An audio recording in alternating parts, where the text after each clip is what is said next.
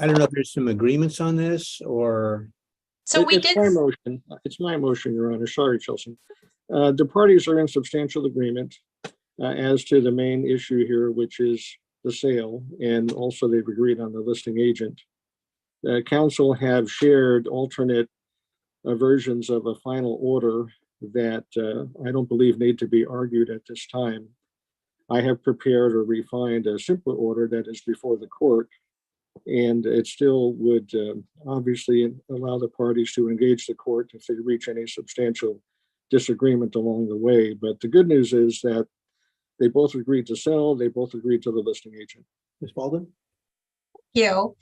Did the court receive Ms. Hillman's declaration along with my proposed order?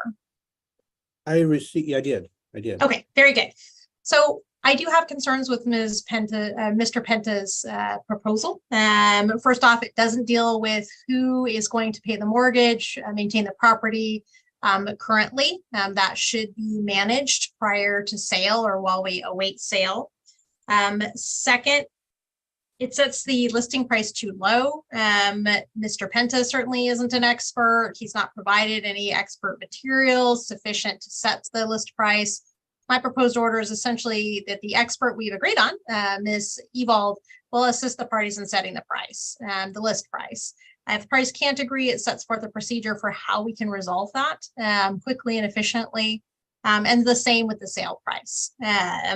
Both parties are in agreement to sell. Both parties want to achieve the maximum value. So I don't really anticipate significant issues here. My client is the one who filed the action asking to be able to sell the property.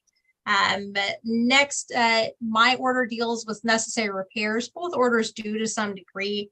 Mine is more clear about sort of how those are reimbursed and the fact that they will be reimbursed. Mr. Penta's, I believe, is silent as to reimbursement, which is not appropriate. That could have one party being essentially ordered to make repairs and then not reimbursed the cost of those repairs. So again, not appropriate. There are judgments on the property. Those judgments are not only the underlying guild mortgage, but there are tens of thousands of dollars that Mr. Penta's client owes to my client in judgments from separate cases. The most significant of those are judgments that Your Honor ordered. As well, some of those are also due to the Cowlitz Superior Court. The concern is, again, Mr. Penta's order does not say that those judgments are to be paid. They should be paid upon the sale of the property. Next, Mr. Penta's order does not deal with what happens with monies in escrow. These are not sale escrow, but the standard escrow that the mortgage company holds for taxes and insurance. That should be clear that that becomes sort of part of the net. As it stands, I believe Mr. Penta's client would just would receive those monies, and this order would allow him to pocket them inappropriately, even though my client is the one that is currently paying the mortgage on the home. And then finally, Mr. Penta's order proposes that the clerk of the court maintain the sale proceeds, and I just don't find that logical. The clerk of the court should not have that obligation to store those funds. I don't care whose trust account they go in, but they should go in either Mr. Penta's account or mine.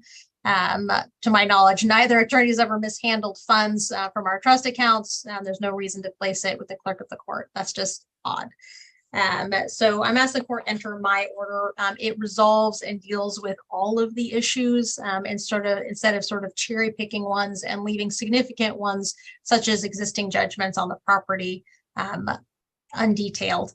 Those are things that are important that we handle and ensure that they are paid. Mr. Penta? Yes, Your Honor. Well, the price actually is not set too low because the price is the median between the two brokers' prices of opinion that counsel are aware of. And my proposed order simply states that it's going to be that or higher. So we're certainly not setting a price that's too low. As for the judgments, we're treating this like any escrow. Ultimately, the judgments are going to be paid on closing. There's no question about that. There's no need to clutter up an order from the court that the judgments have to be paid to clear title. That's quite obvious and quite routine. As to the closing proceeds, to me, it seems like the most neutral holding agent for those proceeds would be the court registry. The parties are obviously not fond of each other. I'm treating this like a very straightforward sale. It's a straightforward partition. I think Chelsea's coming at this from her experience with domestic relations and all the emotion and battles that that involves. I want no part of that. I'm steering Mr. Hillman away from any of that nonsense. We're going to focus on the practical aspects. And we're both obviously entitled to come back to the court if there are any disagreements. Dealing with repairs when there are no known repairs, the market research, but I would say that the market preparation report, if any, hasn't been received from the listing agent. So I'm not aware of any repairs. And so to hypothesize that there are going to be repairs and then worry about how they're going to be addressed, I think is a matter not necessarily before the court at this time. Well, I guess my concern is this, there's apparently not an agreement on the price. So that Well, we don't have to be, Your Honor.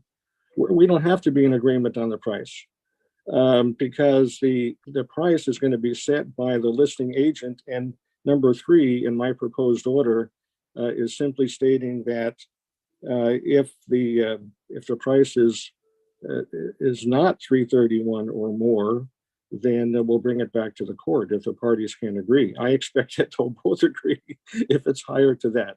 They have the same goal. Fortunately, they both have a need to have the property sold as soon as possible.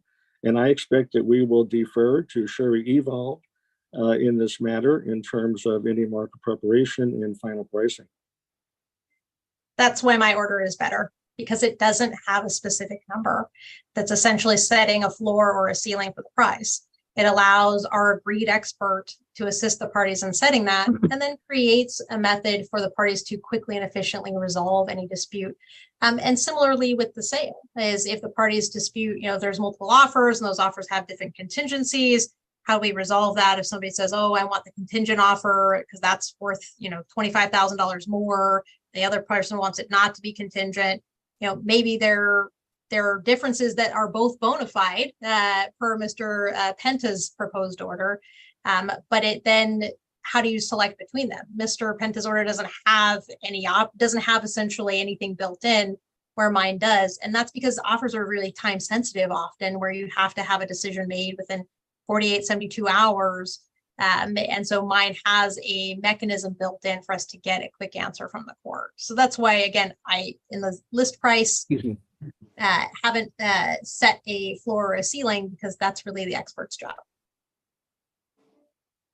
All right. Well, fortunately or unfortunately, I am familiar with the other cases related to this case, which I think probably, the orders are essentially duplicative. There's more detail and there are some more guidance built in, which ultimately should minimize excess costs such as attorney's fees or court actions. So I'm inclined to go ahead and adopt the proposed order from Ms. Baldwin.